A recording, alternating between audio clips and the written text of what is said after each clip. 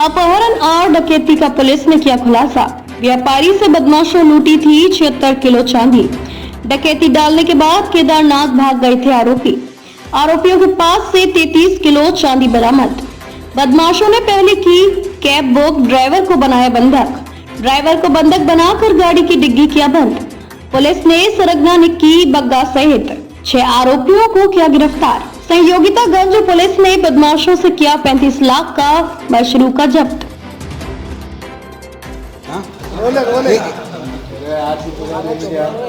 शुरू करें।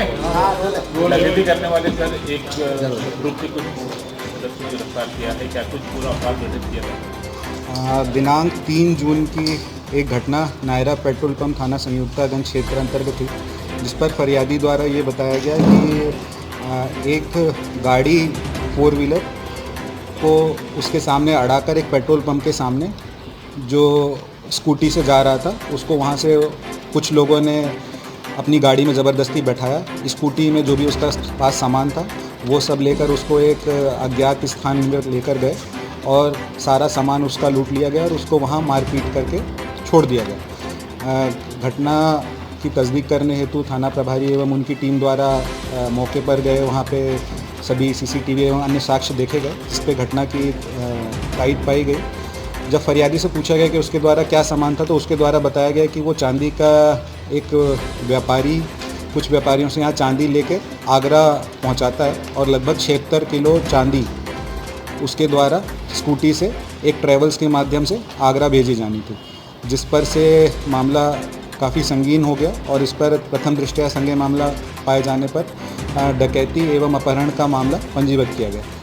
इस मामले को पंजीबद्ध करने के बाद सभी वरिष्ठ अधिकारियों के निर्देशन में एक टीम का गठन किया गया, जिसमें टीआई साहब द्वारा अरविंद खत्री जो 2IC संयोगितागंज हैं उनके नेतृत्व में एक टीम के गठित किया गया और इस पर हर तरीके से टेक्निकल साक्ष्य, लोकल मुखबिर और अन्य जो भी सुराग मिल सकते हैं, हमारे साइबर टीम जो डीसीपी सर के ऑफिस में सब ने मेहनत करने के बाद 2 लोगों को चिन्हित किया, जिस पर से हमारी टीम आगरा तक पहुंची और फिर वहां से 2 लोग आकाश और हेमंत ये चिन्हित हुए, जिनको हिरासत में लेकर विधिवत गिरफ्तारी की गई, जिन पर से उन्होंने अपना जुर्म स्वीकार किया और उनके पास से कुछ चांदी का मशरूका बरामद हुआ और सतत प्रयास किया गया। उनका पुलिस रिमांड लिया गया। उसके बाद पुलिस रिमांड पर उन्होंने अपने अन्य साथियों के बारे में बताया। उनका कोई भी मोबाइल नंबर, कोई भी ऐसा नेटवर्क हम ट्रेस नहीं करवा पा रहे थे और सोशल मीडिया मॉनिटरिंग के माध्यम से, साइबर के माध्यम से उनका कुछ हमें सुराग मिला कि वो लोग केदारनाथ गए हुए हैं। तो फिर अरविंद खत्री के ही नेतृत्व में वो टीम केदारनाथ गई। पूरी टीम ने वहाँ पे सर्चिंग करी। वहाँ उन्होंने 2-3 दिन आसपास हॉल्ट किया और वहाँ हमको कोई सफलता प्राप्त नहीं हुई, पर वहाँ से हमको कुछ सुराग मिले कि वो चांदी जो उनके द्वारा चुराई गई थी वो इंदौर में ही खपाने के लिए केदारनाथ से वापस लौट रहे हैं। तो यहाँ पे भी हमारी जो थाना प्रभारी और उनकी टीम ने सतत अपनी मुखबिरी तेज़ कर दी और वो जब टीम वहाँ से वापस लौट कर आई, उनको जिस स्थान की सूचना मिली वहाँ पर उन्होंने एक घेराबंदी करके अन्य 6 आरोपियों को भी पकड़ा। इसमें से सभी आरोपी जो हैं वो उत्तर प्रदेश के रहने वाले हैं। एक आरोपी इसमें राजस्थान का रहने वाला है। सभी आरोपियों को हिरासत में लेकर माननीय न्यायालय में पेश किया गया। फिर पुलिस रिमांड ली गई और जब सघन पूछताछ की गई तो उनकी निशानदेही पे लगभग 33 किलो की चांदी उनसे जब्त हुई। घटना के दौरान जब और साक्ष्य जुटाए गए थे तो फरियादी ने बताया गया था कि उनके पास 2 कट्टे भी थे, जिनको उन्होंने अड़ाकर ये लूट की वारदात को अंजाम दिया था, जिस पर से दोनों कट्टे भी जब्त किए गए। अभी वर्तमान में इसमें 2 आरोपी इस घटना में और भी हैं जो आगरा के ही रहने वाले हैं, वो अभी फ़रार चल रहे हैं और हमारा कुछ मशरूका भी, क्योंकि इन्होंने आपस में बांट लिया था तो वो मशरूका उनके पास है।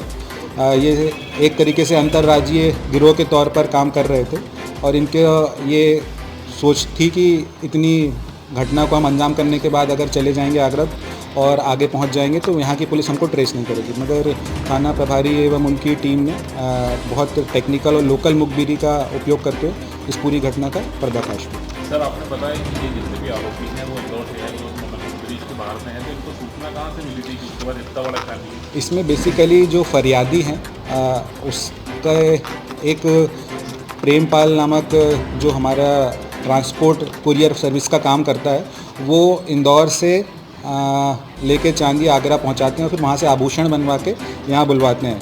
तो प्रेमपाल की यहाँ आगरा में भी उसका काम है, तो आगरा में उसके यहाँ एक उसका ही दूर का रिश्तेदार गौरव जो इसमें आरोपी भी है और एक और व्यक्ति दोनों काम करते थे जिनके द्वारा इस पूरे व्यापार के बारे में संपूर्ण जानकारी थी। उनके ही द्वारा ये सूचना एक आपराधिक प्रवृत्ति के जिसका नाम नितिन जट्टा है जो आरोपी है उसको शेयर की गई। उन्होंने मिलकर इस पूरी घटना को आयोजित किया और उस घटना पे जो भी अन्य साथी उन्होंने अपने जो जेल में उनसे मिले या उन्होंने एक वहाँ से टीम आगरा से तैयार करी और यहाँ पे आके घटना कारित करी। सिल्वर गिरता था तो उनका कुछ बिल थे या? हाँ, सिल्वर जो था वो सराफा के 4 व्यापारियों का था, उन सभी का बिल है। ये टोटल लगभग 75 से 76 किलो के लगभग चांदी का चोरी हुई थी डकैती के माध्यम से और इसमें आधी चांदी लगभग बरामद हो गई है। आधी अभी जो 2 लोग अन्य फरार हैं उनके हिस्से में गई थी, क्योंकि इस प्रकरण में पूरे 2 मास्टरमाइंड थे।